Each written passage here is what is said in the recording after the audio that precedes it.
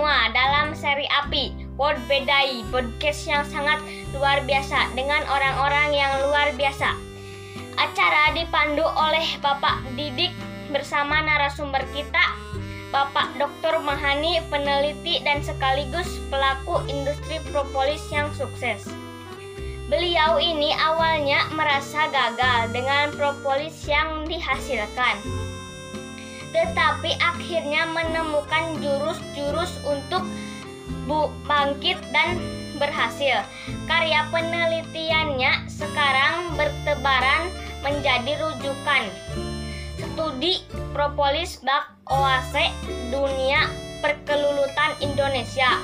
Mari kita saksikan diskusi yang menarik dengan Bapak Dr. Mahani dipandu Pak Didik. Selamat mengikuti. Salam API Indonesia.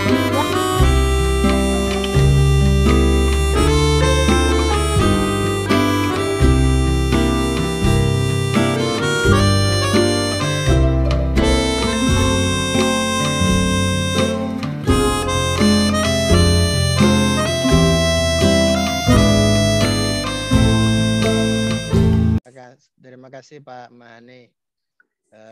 Selamat datang di podcast World BD API. Dalam rangka World BD tahun ini kita menyelenggarakan bincang-bincang dengan kawan-kawan semua untuk memberikan insight pada kawan-kawan yang lainnya, para penggiat perubahan di Indonesia. Kali ini kita mengundang yang luar biasa nih, Pak Mahani hadir bersama kita semua. Assalamualaikum Pak Mahani, sehat Pak Mahani ya? Waalaikumsalam Pak Ridi, alhamdulillah sehat Pak. Jalan-jalan terus ini sudah sampai lagi ini.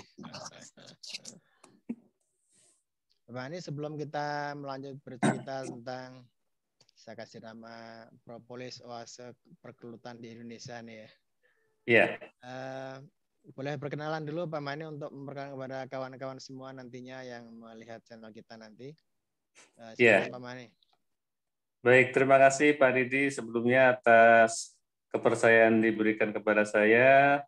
Selamat malam semuanya, para pegiat perlebahan, khususnya teman-teman di Asosiasi Perlebahan di Indonesia. Mohon izin untuk memperkenalkan diri, saya Mahani. Sehari-hari saya sebagai dosen di Program Studi Teknologi Industri Pangan Universitas Padjadjaran. Spesialisasi saya memang di nutrasetikal, khususnya terkait dengan propolis. Jadi memang bidang resmi saya sebetulnya di propolisnya ini.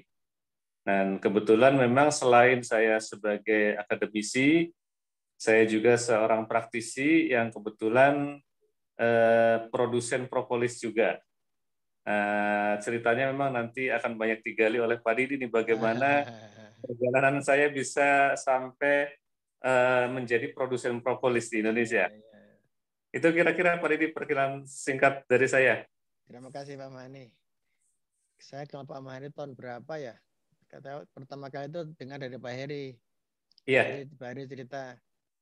Pak Heri itu pada Pak Mahani mau penelitian propolis katanya. Saya arahkan dengan propolis, tapi kok kelihatannya nggak berhasil ya. Luar biasa sampai sekarang. Pertama kali kenal lebah dan propolis itu kapan Pak Mahani ya? Jadi saya itu tahun 2010 tertarik dengan propolis Pak. Jadi ceritanya kan saya perjalanan saya ketika lulus dari pendidikan S2 di IPB, kebetulan S1 Gizi, S2-nya Teknologi Pangan di IPB, kerja dulu 8 tahun di perusahaan. Di perusahaan food supplement dan nutrasetikal. Salah satu produk yang ditangani di perusahaan tersebut adalah propolis. Memang impor propolisnya. Dan perusahaan-perusahaan kompetitor kami juga waktu itu banyak juga propolis, jadi udah booming. Nah, tetapi kan semuanya impor, tidak ada propolis nasional itu waktu itu. Padahal saya pikir Indonesia itu kan banyak lebahnya gitu. Tapi kok tidak ada propolis, madu banyak, propolis tidak ada. Nah, kebetulan singkat cerita tahun 2009 saya bergabung di Universitas Pajajaran. Ketika saya berkesempatan mengajukan proposal penelitian, saya langsung ajukan sesuatu yang mengganjal di pikiran saya, itu propolis gitu. Dan sebetulnya saya waktu itu juga bingung karena bidang saya gizi di jurusan teknologi pangan. Bagaimana cara saya menyambungkan dengan propolis yang begitu membuat saya penasaran, sempat lama juga bagaimana saya membalut bahasanya itu supaya nyambung begitu. Akhirnya saya gunakan kata nutraceutical karena nutraceutical kombinasi dari nutrisi dan farmaseutical. Loloslah, dapat dana. Akhirnya saat tahun 2011 itu turun dananya, mulai tahun 2011 itu kemudian saya meneliti propolis, bagaimana mengekstrak propolisnya menggunakan berbagai pelarut berbeda, kemudian dengan teknik-teknik ekstraksinya, suhu yang digunakan, dan metode ekstraksinya, ada maserasi, ada macam-macam. Saya coba, saya juga lirik-lirik paten-paten tentang propolis ya, semua saya tiru. Di situ kemudian memang berhasil menjadi propolis cair. Tetapi memang ketika berhasil memproduksi dari sisi penelitian mendapatkan propolis cair, saya bandingkan karakteristiknya dengan propolis cair komersial itu berbeda. Karena waktu itu propolis komersial yang ada, saya boleh sebut merek nggak nih, Pak Didi? Boleh. Katakanlah British Propolis, Propolis Gold, Propolis Melia, kemudian Propolis Scaling yang waktu itu ya, tidak ada yang sama dengan propolis cair hasil penelitian saya. Beda banget. Hasil penelitian saya itu rasa propolisnya dominan pahit dan sedikit sepetnya. Sementara propolis yang beredar di luar umumnya sepetnya yang dominan. Yang pahitnya malah sedikit. Sehingga saya waktu itu sempat menilai diri saya gagal. Nah, justru saya termotivasi bangkit lagi ketika ketemu dengan Pak Heri. Oh, begitu malah terbalik. Nah, justru saya itu yang membangkitkan saya itu. Saya cerita banyak ke Pak Heri bahwa saya ya stres lah segala macam, penelitian saya kok propolisnya tidak sama dengan propolis komersial dan sebagainya. Saat itu saya berkunjung ke rumah Pak Heri di Jasinga, waktu itu masih rumahnya.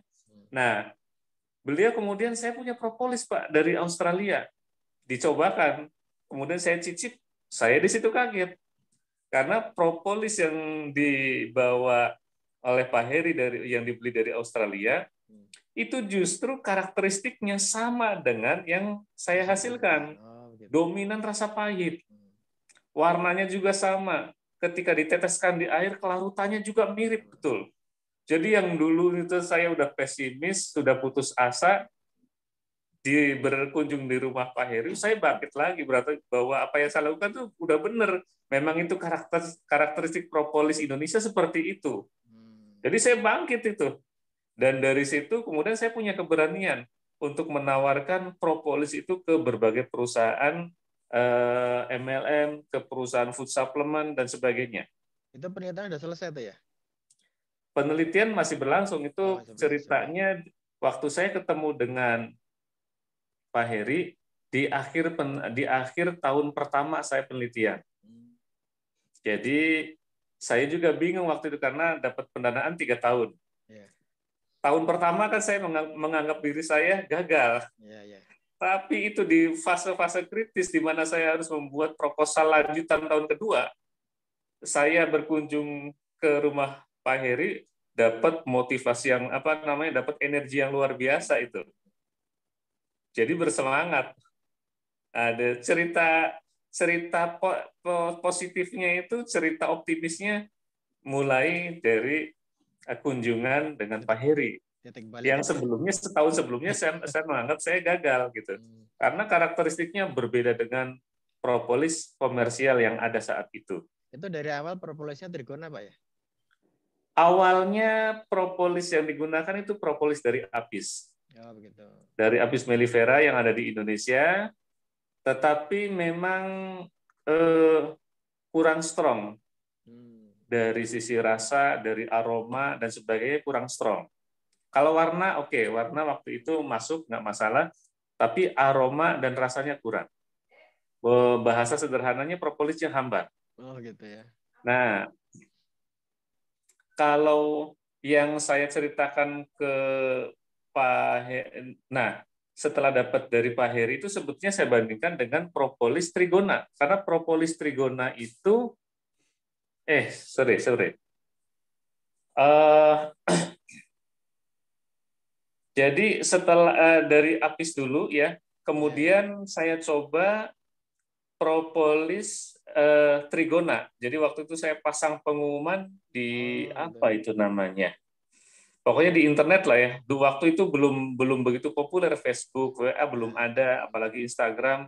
Pokoknya di internet waktu itu saya pasang pengumuman, dicari propolis Indonesia gitu.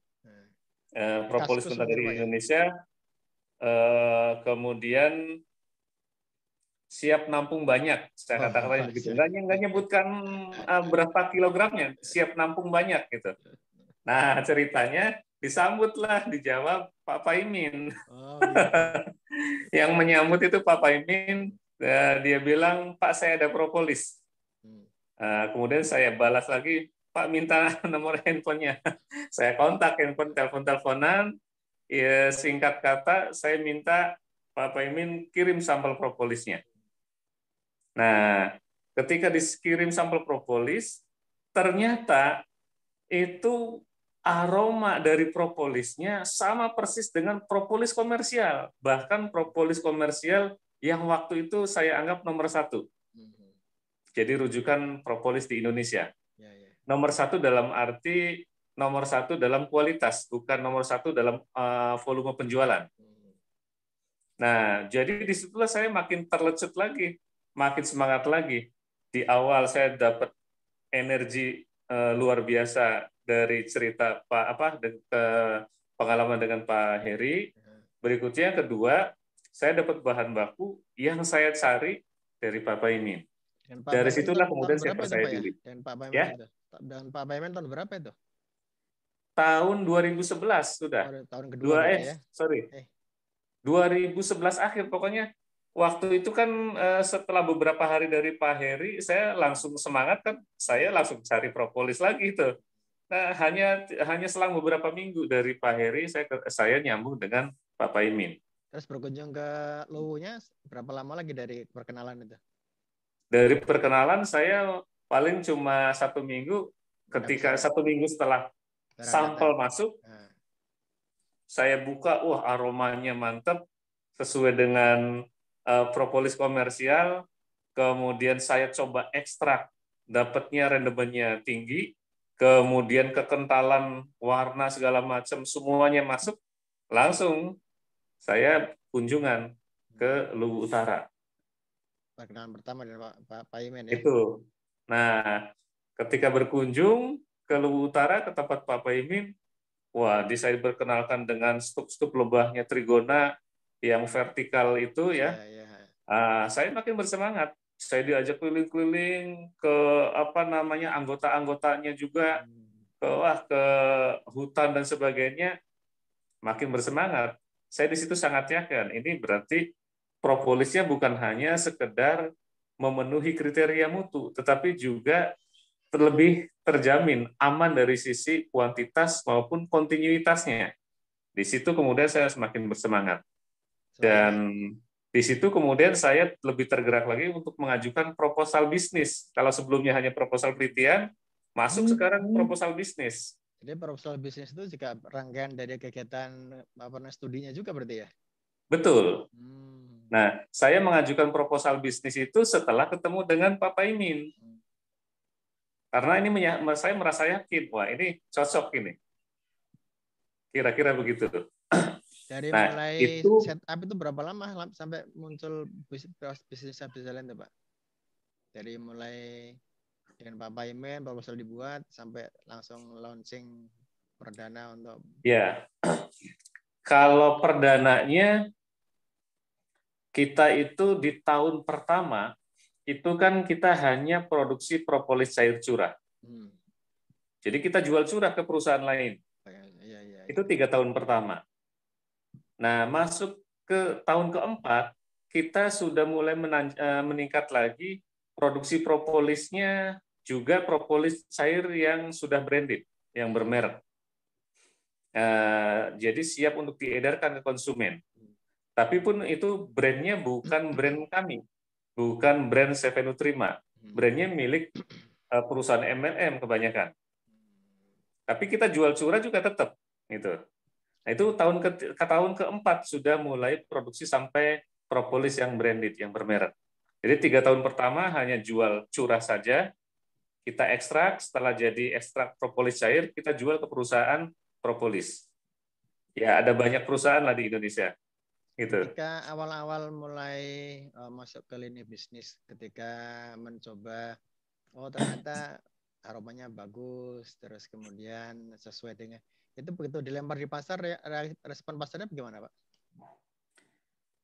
Awal-awal responnya cukup memprihatinkan, dan kalau kita tidak bermental baja itu terpental. Awal-awal banyak yang perusahaan-perusahaan itu memandang sebelah mata.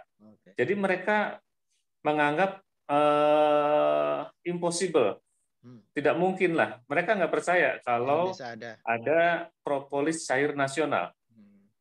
Tapi saya bawakan sampelnya, saya bawakan hasil-hasil penelitian saya dan sebagainya, dokumen-dokumen penelitian dan sebagainya, baru mereka memutuskan berani untuk coba-coba. Baru mencoba dulu. Sifatnya coba-coba dulu. Ya. Dan saya sengaja itu pasang harga jauh di bawah harga yang berlaku internasional. Karena saya juga lirik-lirik, tengok-tengok harga propolis cair dari Australia berapa sih curahnya, dari New Zealand berapa sih, dari Taiwan berapa, saya cari itu. Saya buat harganya yang menarik. Ya. Harganya saya patok malah 20, maksimum hanya 40% dari harga propolis impor. Itu yang kemudian mereka mau mencoba. Dan ketika mencoba pun mereka umumnya hanya membeli propolis cair kita itu sebagai bahan untuk campuran, untuk mixing, untuk formulasi. Saya nggak tahu perbandingannya berapa, tapi yang jelas propolis impor campur dengan propolis kita karena harga kita lebih miring. Jadi brand di luar tuh seolah-olah tetap propolis impor itu. Yang brandnya propolis Australia tetap Australia yang muncul, meskipun ada konten propolis lokal. Nah, kemudian lama-kelamaan mereka setelah jalan setahun 2 tahun, nggak ada komplain dari pelanggan. Malah cenderung testimoninya makin bagus. Akhirnya dari situ kita kepercayaannya makin meningkat. Kepercayaan dari perusahaan-perusahaan mitra kita makin meningkat. Bahkan sebagian besar perusahaan mitra kita itu memutuskan 100% kontennya propolis cair dari kita, propolis cair nasional. Meskipun memang sampai sekarang masih tetap ada yang mixing dengan propolis impor. Kalau testimoni yang menarik yang dari pengalaman setahun 2 tahun para mitra untuk memperkenalkan itu apa yang menyebabkan mereka terus merasa wah ini bagus juga nih produknya dalam ini. Jadi testimoni yang paling banyak umumnya yang masuk ke kita bahwa propolis cair ini bahasa pasarnya obat dewa. Jadi memang lebih terasa. Jadi untuk segala macam keluhan kesehatan cenderung ya memberikan manfaat. Ya, apakah itu manfaatnya sampai sembuh atau membuat badan lebih enak dan sebenarnya lebih nyaman, itu memang sangat dirasakan oleh konsumen. Dan itu makin membuat kita makin bersemangat, makin yakin dengan propolis cair nasional. Itu kaitannya dengan penelitian dilakukan oleh Pak Mahani ketika tentunya tidak seperti yang dikatakan tadi ya, obat dewa tadi ya. Tentunya sebagai peneliti kan juga ingin tahu sebetulnya ini address-nya kemana. Itu kira-kira bagaimana perjalanannya itu? Iya. Nah, ini yang unik memang. Kita kan negara tropis. Yeah. Sumber resinnya juga sangat beragam. Beda, makin menjauhi dari khatulistiwa, keragaman sumber pakannya, sumber resinnya juga makin sedikit. Nah, jadi memang secara alamiah propolis tropis, termasuk propolis kita, propolis cair Indonesia, itu karakteristiknya memang memiliki keragaman komponen aktif yang sangat beragam. Dan itu dibuktikan hasil penelitian saya sendiri, memang satu sampel propolis itu kalau kita hitung semuanya, itu mengandung ratusan. Satu sampel saja, ratusan senyawa aktif berbeda. Oh, begitu. Itu. Jadi kalau sederhananya, logika sederhana ini, kalau satu komponen aktif itu bekerja untuk menyembuhkan satu penyakit, ada 100 komponen aktif, berarti ada 100 penyakit berbeda yang bisa disembuhkan. Jadi kalau saya sebagai peneliti, saya justru dengan semakin mendalami propolis Indonesia, bahwa persepsi pasar bahwa propolis itu obat dewa ada benarnya justru. Saya mengatakan itu ada benarnya. Tidak benar 100% sih, tapi saya katakan ada benarnya. Karena data saya menunjukkan demikian. Komponen aktif di propolis cair Indonesia itu sangat beragam. Kalau dibandingkan dengan Brasil ya Pak Mane, di sana kan ada misalkan red propolis, green propolis, itu bagaimana bandingannya dengan gitu? Ya, jadi itu sebetulnya kalau green propolis, red propolis dan sebagainya, memang mereka punya beberapa jenis sumber resin yang punya kecenderungan membentuk warna tertentu. Katakanlah ada yang membentuk warnanya cenderung merah. Sebetulnya tidak merah benar sih, tapi cenderung merah. Yang kemudian secara dibahasakan secara marketing red propolis, dibahasakan secara marketing green propolis. Kalau kita buktikan secara ilmiah menggunakan chromometer, itu tidak ada itu warna merah, warna hijau itu tidak ada. Tetapi memang cenderung membentuk warna tersebut itu. Nah, kan dari sisi ilmiah dengan sisi marketing kan ada.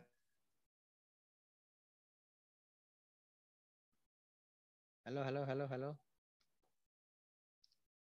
Pak Mani. Halo. Halo. Itu kan cenderung warnanya kuning. Kita bisa ke depan mengklaim Indonesia punya yellow propolis. Oh, gitu ya? Bisa, sangat bisa. Tetapi memang ada persoalan di Indonesia dalam hal ini. Di Indonesia itu dari sisi budidayanya masih belum tertata dengan baik. Maksudnya gimana? Jadi kita untuk mendapatkan spesifik, katakanlah resin dari getah manggis yang warnanya kuning.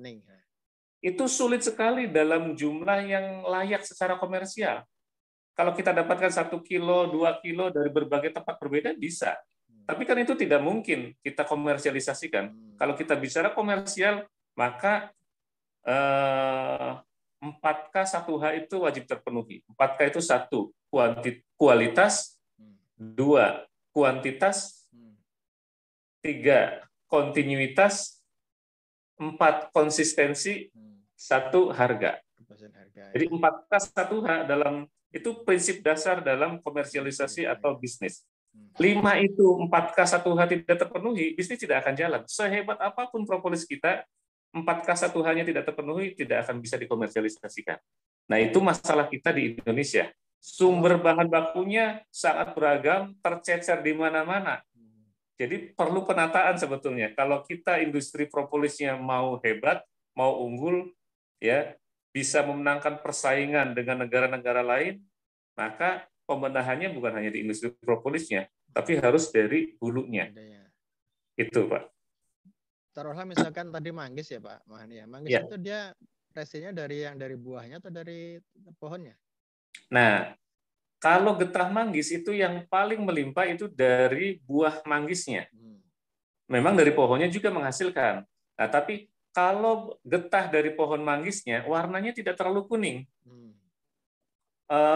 Kadar dari senyawa aktif santonnya itu rendah. Kadar santon tertinggi itu ada di getah atau resin buahnya. Terutama buah yang muda itu. Ketika dari bunga berubah menjadi buah muda, sudah mulai tuh banyak melimpah produksi getah kuningnya. Nah, itu sudah warnanya bagus, kuning, kemudian rendemennya tinggi, dan komponen aktifnya santonnya itu sangat tinggi. Dan santon kita sangat kenal memiliki aktivitas biologis yang sangat kuat sebagai anti kanker dan sebagainya. Nah, tapi kita dapatkan propolis dari getah manggis dalam jumlah besar, katakanlah dapat pas kita pengen pasokan katakanlah 1/2 ton per bulan dari satu lokasi, agak sulit. Karena kan dalam industrialisasi kan harus konsisten. Termasuk mutunya harus konsisten. Jadi kalau misalnya mutu konsisten itu misalnya warnanya seperti ini, kadar komponen aktif santonnya sekian persen, itu kan harus konsisten. Kalau kita ambil dari berbagai lokasi, kita panen nih sama-sama di bulan Mei ini. Tapi kalau dari 10 lokasi berbeda, pasti mutunya beda-beda. Itu kan jadi kendala juga untuk industri propolis. Jadi harus konsisten. Kita pengandian barangkali Pak Mahani ya, kalau misalkan di Manggis itu ada beberapa daerah yang tanaman manggis kan banyak, tapi yang kita tidak tahu sebetulnya. Itu kira-kira kalau dari sisi di hulunya spesies apa yang cocok untuk bisa mengkoleksi propolis di buah manggis tadi ya? Dari sisi gunanya itu. Kalau untuk manggis, umumnya kan manggis itu di dataran yang agak jauh dari pantai, agak tinggi dikit, baru manggis itu bisa optimal. Nah, dan manggis itu umumnya baru berbuah ketika berumur 7 tahun ke atas, jadi sudah dewasa, baru berbuah. Nah, jadi dengan karakteristik seperti itu, yang saya kira beberapa spesies lebah yang cocok untuk diintegrasikan dengan kebun manggis ya, misalnya Heterotrigona itama atau Geniotrigona thoracea atau Wallace Trigona incisa, itu saya kira cocok. Tapi kalau misalnya Levisep atau Biroi itu rasanya kurang cocok kalau dengan manggis. Jadi kalau kebun manggis memang rasanya lebih cocok karena kebun manggis itu umumnya agak jauh dari pantai, butuh ketinggian sekitar 400 meter DPL ya, 400 ke atas. Itu dan manggis itu baru berbuah ketika sudah tinggi, sudah dewasa, akan lebih cocok kalau diintegrasikan dengan spesies Heterotrigona itama atau Geniotrigona thoracea atau Wallace Trigona incisa. Itu cocok. Kalau dengan Tetragonula agak kurang, karena Tetragonula lebih suka cari pakan ke bawah. Kalau saya perhatikan beberapa tempat di wilayah Indonesia begitu ya, itu kalau pas musim manggis itu kan sampai dia dibuang-buang, nggak terjual karena saking murahnya, dibiarkan saja tuh. Seperti saya pernah lihat tuh di Belitung, ada di beberapa tempat seperti itu. Itu berarti sebetulnya juga kalau misalkan kita cermati bisa potensi juga tuh ya. Betul Pak. Kemudian kalau kita lihat Pak Mani, dengan keragaman tanaman tadi di Indonesia, itu kira-kira hasil penelitian yang selama ini didalami, dihasilkan, itu apa yang menarik dari hasil penelitiannya Pak Mani? Ya, sebetulnya memang ketika kita terkait dengan katakanlah komersialisasi satu produk, maka biasanya penelitian klinis itu akan memberikan dampak besar untuk mendukung katakanlah atau menjustifikasi khasiat suatu produk. Karena kalau penelitiannya katakanlah penelitian tentang aktivitas biologis atau khasiat dari suatu produk, kalau masih penelitiannya in vitro itu ya bahasa sederhananya masih menggunakan cawan Petri, atau misalnya penelitian preklinis menggunakan hewan percobaan, itu belum bisa dijadikan sebagai dasar klaim khasiat. Baru bisa digunakan sebagai dasar klaim khasiat kalau penelitiannya sudah klinis. Nah, kalau untuk kepentingan komersialisasi produk, penelitian klinis itu kan harus didaftarkan pada Badan POM.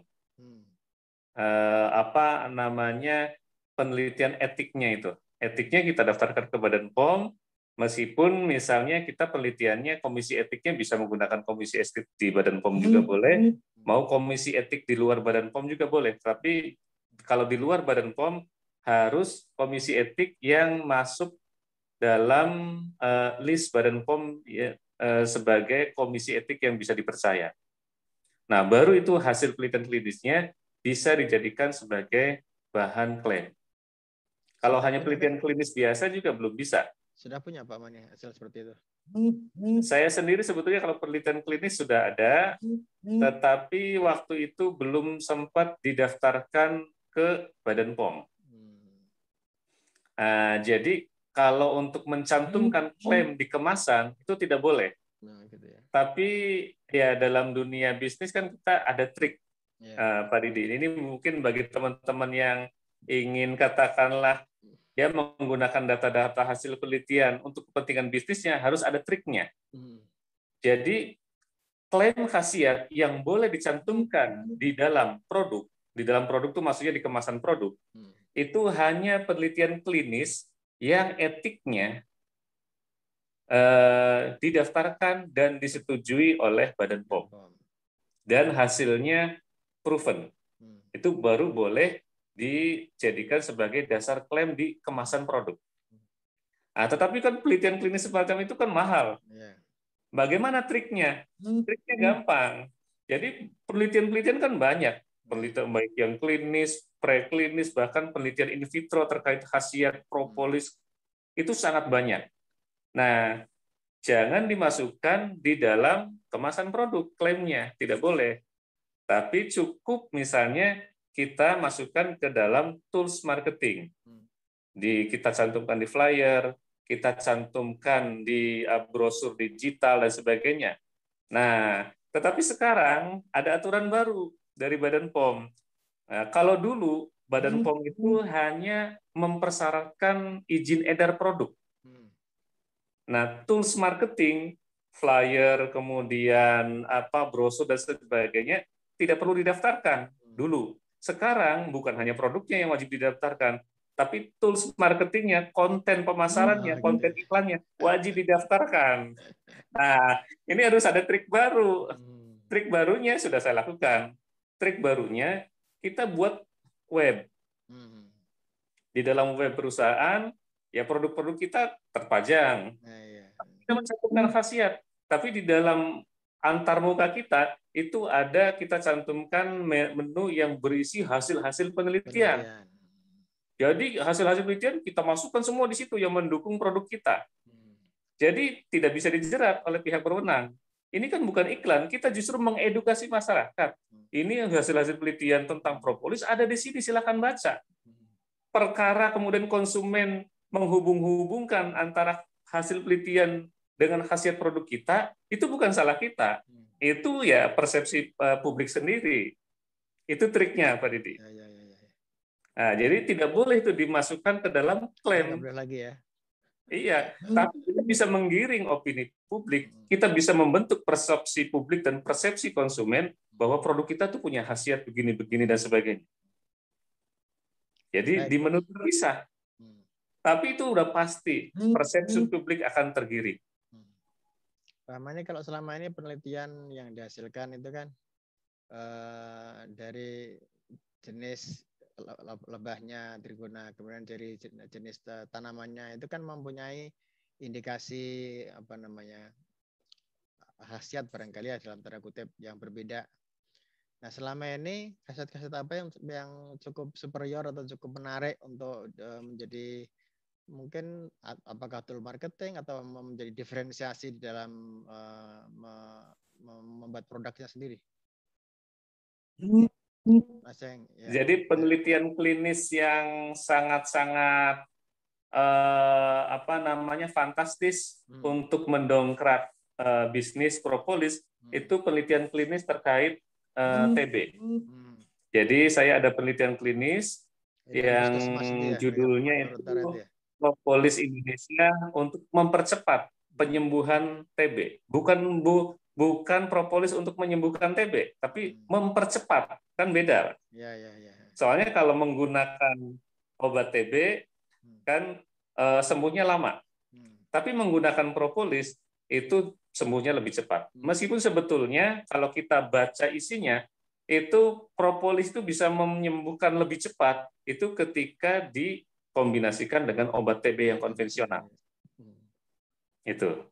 Tapi kita bisa pilih kata-kata yang lebih bombastis tanpa menyalahi kontennya. Kalau aneka khasiat yang menarik lainnya lagi, apa yang pernah diteliti kemudian terbukti gitu?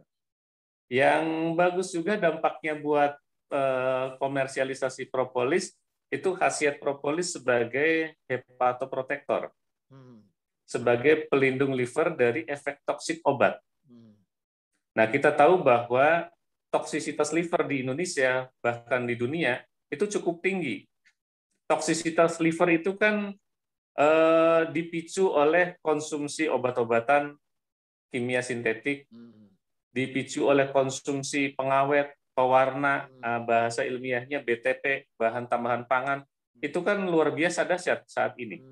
Nah, itu semuanya berkontribusi untuk membuat fungsi liver itu menjadi kelelahan, ya, untuk membersihkan liver, dan karena masuknya senyawa toksik itu jauh lebih intens dibandingkan kemampuan liver untuk membersihkan diri, maka cenderung fungsi liver kita menurun. Jadi untuk membersihkan liver itu perlu senyawa dari luar untuk bisa membersihkannya. Dan propolis bertindak seperti itu. Hasil penelitian klinis kami itu betul-betul terbukti bahwa propolis ini bersifat hepatoprotektor. Jadi kita ujikan pasien itu, pasien yang mengalami katakanlah kondisi hepatotoksisitas itu kan umumnya yang mereka yang sedang menjalani pengobatan obat yang terkategori obat keras. Nah, penderita TB itu mereka mengkonsumsi obat keras dalam waktu yang sangat panjang, 6 bulan. Jadi itu sudah pasti mereka mengalami hepatotoksisitas, keracunan liver akibat konsumsi obat TB. Saya katakan demikian karena memang laporan dari WHO juga sangat jelas, sangat clear bahwa obat TB itu bersifat hepatotoksisitas. Dan resiko toksisitas itu makin kuat, makin hebat karena pengobatan TB membutuhkan waktu yang sangat panjang, 6 bulan. Jadi saya ambil kasus yang ekstrim, penderita TB saya kasih propolis. Nah, setelah diuji, parameter kesehatan livernya luar biasa. Mereka yang hanya dikasih obat TB itu berat badannya kurus kering. Nafsu makannya hilang. Itu akibat dari efek toksisitas liver yang disebabkan oleh obat TB. Jadi status gizinya itu di bawah standar, jauh di bawah. Tetapi penderita TB yang dikasih obat TB plus dikasih propolis Indonesia, propolis nasional, itu luar biasa. Berat badannya naik, ya, apalagi kalau dikasih propolis dosis tinggi, dari awal langsung naik itu berat badannya. Status gizinya normal. Kita lihat biokimia darahnya, indikator kesehatan livernya, SGPT, SGOT, bilirubin. Bilirubin kan salah satu indikator toksisitas liver. Kalau bilirubin kita itu produk di dalam darah terlalu tinggi, itu artinya banyak sel-sel liver kita mengalami kerusakan. Nah, sel-sel yang mengalami kerusakan tersebut pada akhirnya dengan proses yang sangat rumit itu diakhiri dengan munculnya atau rilis dari bilirubin. Makin tinggi bilirubin berarti makin parah kondisi liver. Kira-kira seperti itu. Itu sembarang propolis yang diproduksi Pak Mani dari berbagai daerah atau wilayah tertentu atau bagaimana itu? Nah, kalau penelitian tentang efek hepatoprotektif propolis itu kita hanya menggunakan satu sampel propolis. Karena kalau penelitian klinis hepatotoksisitas kan sangat mahal. Nah, jadi kita hanya menggunakan propolis yang sudah kita screening, ya, kita pilih yang terbaik, kita ujikan. Nah, kebetulan memang propolis yang kita pilih berdasarkan parameter-parameter yang ada, kita pilihannya jatuh pada propolis dari Luwu Utara waktu itu. Karena memang yang dari Luwu Utara data kita memang bagus. Randomnya tinggi, komponen aktifnya juga sangat tinggi. Kemudian uji klinis juga memang terbukti, powerful. Seperti itu. Kalau melihat seperti itu dibandingkan dengan produk-produk yang dari negara lain begitu ya. Iya. Kemudian kita bisa ada bukan overclaim, barangkali ada penelitian menunjukkan bahwa kita mempunyai nilai kontrak itu, berarti potensi untuk ekspor juga cukup bagus juga berarti ya. Iya. Nah, kalau kita mau ekspor, memang kesuksesan ekspor itu tidak hanya ditentukan oleh mutu barang yang kita miliki, tetapi sangat terkait dengan banyak faktor. Pertama, permintaan dari negara tujuan apakah besar atau tidak. Yang kedua, regulasi di negara tujuan apakah mendukung kondusif atau tidak. Kemudian nilai-nilai yang masyarakatnya juga sama. Sebagai contoh misalnya, Arab Saudi konsumsi propolisnya cukup tinggi. Tetapi yang dicari oleh konsumen di Arab Saudi itu bukan propolis cair, tapi propolis powder. Jadi masyarakat di sana biasa mengkonsumsi propolis itu dalam bentuk powder, kemudian dicampur dengan madu, langsung diaduk, langsung diminum. Propolis cair di Saudi tidak laku, yang laku propolis powder. Mungkin karena dikiranya ada alkoholnya begitu ya? Iya, betul. Sebetulnya kalau kita mau ekspor ke Arab Saudi, peluangnya lebih besar. Peluangnya lebih besar karena masyarakat di sana tentu akan percaya ke Indonesia sebagai negara yang mayoritas Muslim, itu jauh lebih dipercaya. Karena selama ini yang mengisi ceruk pasar di Saudi itu propolis dari Eropa umumnya, terutama dari Inggris. Iya, dari Eropa. Tetapi saya sendiri belum tertarik untuk masuk ke sana. Kenapa? Karena pasar dalam negeri lebih menjanjikan, tidak ribet. Kalau kita ekspor kan, wah persyaratannya dokumennya minta ampun, dan belum tentu juga permintaannya rutin. Kalau di Indonesia pasar dalam negeri tiap minggu sudah jelas orderannya lumayan gede. Nah kalau kita ekspor, ya gaungnya aja ekspor itu, ternyata ekspor cuma sekali setahun. Nah, meskipun misalnya nilainya gede, tapi kalau cuma setahun, ya dibagi per bulan jatuhnya kecil. Nah, pasar dalam negeri ini tiap minggu, tiap hari minta, volumenya gede. Jadi saat ini saya tidak tertarik untuk ekspor propolis. Saya lebih tertarik menggarap pasar dalam negeri. Dan bahwa pasar dalam negeri itu sangat menjanjikan, itu sangat dibuktikan. Begitu banyak propolis dari berbagai negara berlomba-lomba masuk ke kita. Gitu. Jadi saya punya strategi, saya tidak perlu ekspor. Yang penting bagaimana saya memenangkan kompetisi di pasar dalam negeri. Itu udah jauh lebih hebat dibandingkan ekspor. Tapi kalau sekarang melihat perkembangan di hulunya ya, sekarang kan mulai berkembang ya teman-teman untuk peternak. Kemudian juga kita lihat beberapa daerah juga mulai menunjukkan hasil ya cukup bagus. Nah, kedepannya apakah juga cukup menjanjikan untuk menjadi salah satu bahan baku untuk propolis industrinya tuh, Pak? Iya. Nah, ini sangat menarik, Pak Didi. Jadi setiap daerah sebetulnya memiliki keunggulan yang sangat khas. Tidak bisa dibandingkan dengan daerah lain. Komponen aktifnya sangat berbeda. Nah, sebetulnya kalau teman-teman di daerah katakanlah ingin bisa eksis ke propolis mentahnya, bisa sampai menjadi propolis cair yang katakanlah beredar di pasar, maka harus ada upaya yang konsisten untuk bisa menghadirkan, untuk bisa memunculkan karakteristik unggulan daerahnya. Misalnya, kalau ada daerah yang katakanlah unggul di katakanlah propolisnya bersumber dari manggis, munculkan itu bahwa ini propolis manggis. Atau misalnya di Kalimantan Barat dan sebagainya, itu kan banyak pohon rengas. Pohon rengas kan sangat beracun. Tapi itu ketika sudah berubah menjadi propolis, luar biasa powerful itu.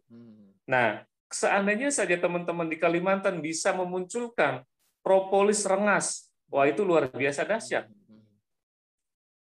Kita para peneliti tinggal teliti, kemudian dari sisi bisnisnya, yang penting para petaninya kompak ya, menghasilkan propolis yang dominan rengas, konsisten mutunya, konsisten kuantitinya, wah itu pasti bisa jalan.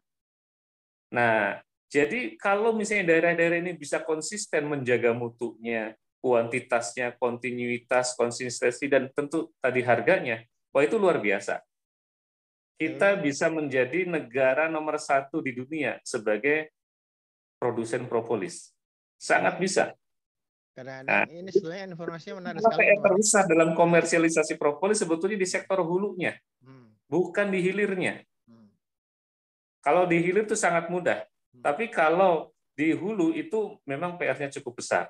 Dan ini sangat membutuhkan kontribusi partisipasi aktif dari teman-teman yang bergerak di sektor budidaya di berbagai daerah. Kalau itu bisa menghadirkan, mengusung karakteristik khas daerahnya, itu luar biasa. Nah, sementara ini teman-teman di daerah memang masih sangat sedikit yang memikirkan sampai ke situ. Umumnya masih sekedar hanya bagaimana budidaya, menghasilkan madu, dan sebagainya. Yang memberikan perhatian pada propolis masih terbatas saat ini. Tapi kadang-kadang mereka suka bertanya begini, bagaimana kalau saya yang produksi di propolis industrinya? Kadang-kadang mereka berpikir seperti itu. Itu betul. Ya? Itu pernah saya angkat juga, dan pernah tulisan saya diterbitkan di tabloid Sinar Tani malah. Pembahasan tentang petani ini perlukah memiliki industri propolis. Itu. Ya memang setiap orang pasti memiliki sudut pandang berbeda. Kalau saya ditanya apakah petani membutuhkan atau memerlukan industri propolis, saya bilang tidak perlu. Karena untuk bisa menjaga industri propolis ini beroperasi secara sehat, itu banyak hal yang harus diperhatikan. Tidak cukup hanya punya kemampuan teknologi memproduksi, tidak cukup. Tidak cukup hanya, jadi untuk bisa berkompetisi menjadikan industri propolisnya itu sehat, teknologi harus punya dan harus unggul teknologinya. Saya sendiri bisa berkompetisi dengan produk propolis asing karena saya punya teknologi ekstraksi cepat. Hanya 5 menit ekstraksi propolis beres dengan menggunakan pelarut tertentu di suhu kamar. Jadi input energinya sangat rendah, itu yang membuat produksi propolis saya sangat murah. Dulu saya nyerah kalau berkompetisi dengan propolis Cina. Sekarang saya berani. Dengan propolis Cina harganya diadu berani. Mutunya bagaimana? Mutu tinggal diuji aja di lab. Masukkan ke lab independen sesuai SNI atau tidak. Karena kita sudah punya SNI. Nah, jadi teknologinya harus unggul, kita juga harus punya kemampuan bisnis, membaca perubahan pasar. Kita tahu selama pandemi kemarin, itu luar biasa, banyak sekali sektor-sektor bisnis, raksasa-raksasa bisnis berjatuhan, tumbang. Nah, itu kan tidak mudah. Terus kita juga harus mengikuti regulasi dari pihak yang berwenang, dari Pemda, dari Dinas Kesehatan, Dinas Perindustrian, Perdagangan, Badan POM, Kemenkumham. Wah, jelimet itu. Nah, apakah petani itu mampu menguasai semuanya itu? Kalau saya katakan secara jujur, bukan secara subjektif ya mungkin ada subjektivitas dari saya. Tapi kalau saya berusaha objektif, petani kita belum saatnya seperti itu. Kenapa? Karena ngurusi madu saja, bagaimana menghasilkan madu sesuai SNI, itu masih menjadi PR besar buat para petani kita. Apalagi kalau memiliki industri propolis terlalu jauh. Gitu. Pokoknya beresin dulu lah, misalnya madunya benar sesuai SNI, sesuai regulasi pemerintah, kemudian buktikan dulu bisa menghasilkan propolis mentah yang konsisten sesuai dengan spesifikasi dari industri. Kalau itu sudah bisa dibuktikan konsisten, selanjutnya boleh meningkat, memikirkan memiliki industri sendiri. Tapi kalau saat ini saya katakan tidak perlu. Emang kadang-kadang jadi propolis sendiri sama saja dengan buang uang mubazir. Kadang-kadang kan gini Pak Mani, kan nilai tambahnya yang besar itu kan di industrinya. Maksud saya tidak mempunyai kesempatan untuk melakukan kegiatan tersebut. Kadang-kadang seperti itu ya, ada suara-suara agak sumbang seperti itu. Itu gimana menjelaskannya itu? Selain tadi jelaskan Pak Mahdi tadi. Iya. Supaya mereka juga oh ternyata memang ada masing-masing ada porsinya gitu harusnya kan ya. Betul, masing-masing ada porsinya, bahwa kalau yang bersangkutan itu punya kemauan serius, sebetulnya kesempatan itu selalu terbuka bagi siapapun. Tidak ada yang menghalang-halangi. Ya, seperti halnya saya sekarang statusnya menyandang sebagai produsen propolis, tidak ada yang menghalang-halangi saya. Padahal kan saya juga akademisi. Nah, tetapi saya kemudian bisa membuktikan diri, saya melangkah kemudian sekarang menjadi seorang produsen propolis. Karena saya punya kemauan kuat dan syarat-syarat untuk bisa menjadi produsen yang kompetitif itu saya penuhi, saya kejar, saya berusaha keras sedemikian rupa untuk memenuhi karakteristik saya sebagai seorang produsen. Jadi sebetulnya kalau misalnya ada pihak-pihak tertentu yang menginginkan menjadi produsen propolis, ya kita dorong. Caranya sederhana, itu syarat-syarat menjadi seorang produsen propolis, semua syarat terpenuhi, pasti menjadi seorang produsen yang handal. Tidak perlu misalnya menuntut pihak lain atau mengklaim pihak lain, menghalang-halangi dan sebagainya. Saya kira seperti itu Pak Didi. Terbuka sebetulnya. Tapi kalau secara umum, kondisi masyarakat khususnya pegiat perlebahan terutama di sektor hulu, rasanya akan lebih bermanfaat kalau sumber dayanya, kalau energinya dimaksimalkan dulu untuk membenahi apa yang ada di depan mata. Memiliki industri propolis sendiri itu terlalu jauh menurut saya. Benahi dulu yang ada di depan mata, yang di depan tangan kita, PR besarnya, baru kemudian kita melangkah lebih jauh. Kira-kira seperti itu, Pak Didi. Baik, Pak Mahani. Ini kira-kira kalau kita lihat ke depannya ya, ini kan akan terus begitu orang tadinya kan yang namanya budidaya kelelawar atau trigona ini kan sangat terbatas ya. Kemudian kita tahu berkembang begitu. Kedepannya juga akan mungkin cukup masif. Apakah pada titik tertentu dia akan sunset begitu ya, atau masih tetap bisa terbuka ke depan lebih luas lagi untuk bagaimana Pak Didi? Ada terputus tadi suaranya. Kalau kegiatan usaha ini kan ada titik baliknya begitu ya. Betul. Titik baliknya ada naik kemudian ada turunnya begitu. Kalau kita lihat teman-teman di pertrigunaan ini, mereka tahu kemudian ada edukasi, ada belajar, akhirnya berkembang sekarang cukup masif ya di berbagai daerah. Nah, kedepannya apakah memang masih cukup menjanjikan atau bagaimana kira-kira kalau menurut Pak Mahdi? Iya. Kalau prediksi saya selaku sebagai pelaku di breeding, budidaya, dan selaku pelaku usaha, memang dalam waktu tidak terlalu lama lagi dunia pertrigonaan ini akan mengalami titik puncak, kemudian stagnan. Ya mungkin 5 tahun lagi akan stagnan, ya. Di daerah-daerah tertentu akan stagnan. Nah, yang bisa bertahan adalah mereka yang mampu beradaptasi dengan perubahan zaman, perubahan pasar dan sebagainya. Itu mereka yang akan survive, bahkan akan lebih besar. Tetapi bagi mereka yang hanya ikut-ikutan tanpa dibarengi dengan kemampuan penguasaan teknik atau teknologi bidang apapun di bidang budidaya, ya kalau yang bersangkutan pembudidaya ya harus menguasai teknologi budidaya. Yang bersangkutan bergeraknya di bidang perdagangannya ya harus menguasai teknologi atau teknik-teknik pemasaran, teknik-teknik bisnis dan sebagainya. Kalau kemudian itu tidak dikuasai, dan satu penguasaan teknologi, yang kedua itu kemampuan mengikuti perubahan zaman. Itu kalau dua itu bisa terpenuhi, bisa dikuasai, maka siapapun dia akan bisa survive, bisa bertahan, bahkan lebih cemerlang. Tetapi kalau hanya menguasai salah satunya, atau bahkan salah satunya itu tidak dimiliki, hanya ikut-ikutan, ya teknologi budidaya sekedarnya, teknologi pemasaran sekedarnya. Nah, yang seperti ini 5 tahun lagi akan hilang. Tidak perlu nunggu 5 tahun, mungkin 2-3 tahun juga akan hilang. Di beberapa daerah itu sudah mulai jenuh Trigona ini. Meskipun di beberapa daerah yang belum kenal Trigona, menjadi sesuatu yang baru tentunya.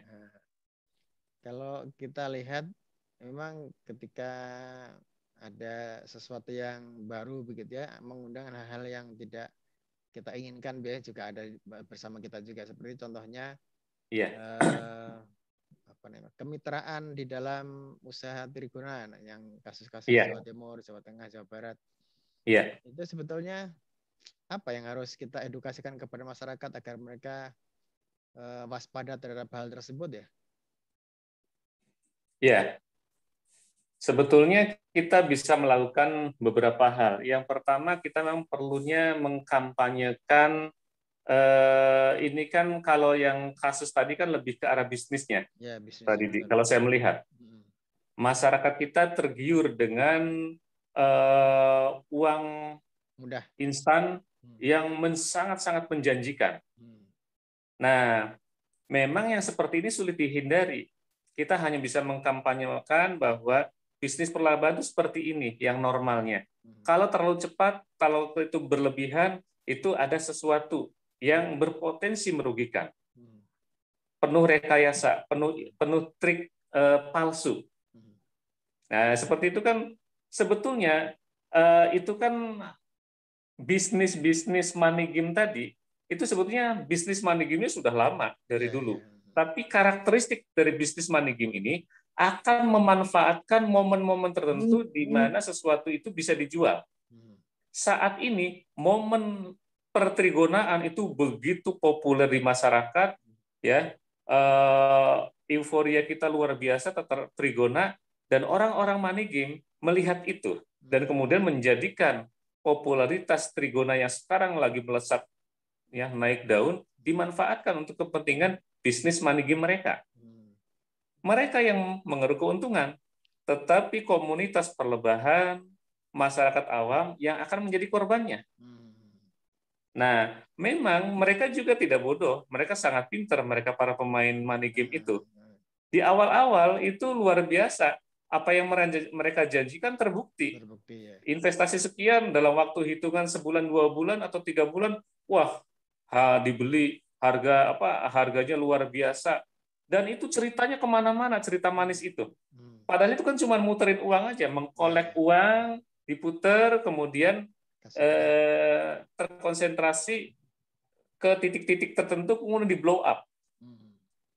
Nah, itu kalau money game itu hitungannya hitungan setahun 2 tahun, itu akan jenuh. Perusahaan akan kolaps, pasti akan jebol, gitu. Nah, tetapi memang karakteristik masyarakat kita, karena memang dihadapkan pada masalah kesulitan ekonomi, dengan iming-iming misalnya investasi, ada paket-paket investasinya kan, ada yang paket kecil, paket sedang, paket kakap, ada semua. Dengan janji yang begitu manis, sekarang siapa orang yang tidak tertarik? Masa pandemi orang yang jago bisnis aja kelimpungan. Ya, apalagi misalnya mereka yang tidak punya kemampuan bisnis, punya tabungan, pensiun, apa segala macam, wah, tergoda sekali itu. Jadi korban akhirnya mereka. Ya, mudah-mudahan nanti itu kita juga, saya pikir. Mudah-mudahan apa yang kita Meskipun juga selain mengkampanyekan, saya sangat berharap ada di antara kita yang punya keberanian untuk melaporkannya.